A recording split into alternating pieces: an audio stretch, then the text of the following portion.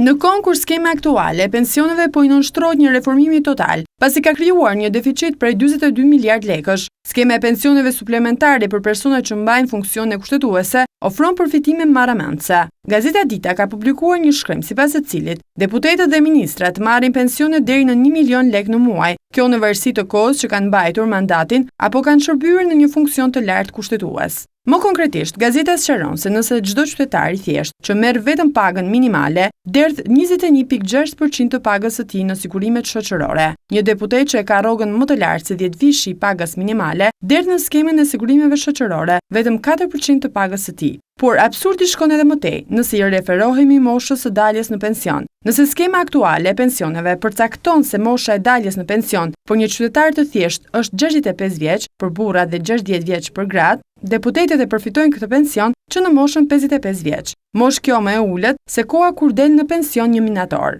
Kështu, një person që ka qenë deputet vetëm për një mandat, merr një pension suplementar në masën 30% të pagës së tij. Pra, për vetëm 4 vite si deputet, tani do të përfitojnë moshën 55 vjeç, një pension suplementar prej 5.000 lekësh në muaj, ndërsa ata persona që zgjidhen për disa legjislatura deputet përfitojnë një pension mujor prej më shumë se 1 milion lekësh të vjetra në muaj. Ndërkohë që pensioni maksimal që ofron skema aktuale e pensioneve për një qytetar të thjeshtë, për shembull që ka punuar 35 vite mësues apo mjek, është rreth 25.000 lekë në muaj. E thënë ndryshe, ish deputetët dhe ish ministrat për çdo 1 lekë që derdhin në skemën e pensioneve, përfitojnë 40 fishin e saj. Ndërsa qytetarët e thjeshtë ndonse derdhin në skemën e pensioneve 21.6% të pagës së tyre dhe kanë vitet maksimale të punës, marrin 10% të pensionit të një deputeti. E gjithë kjo skem mbulohet nga buxheti i shtetit dhe Gazeta Dita ngre pikpyetjen se si do të përballohet kjo skem, pasi në 15 vitet e ardhshme, rreth 7.000 persona pritet të dalin në pension duke përfituar nga kjo skem suplementare.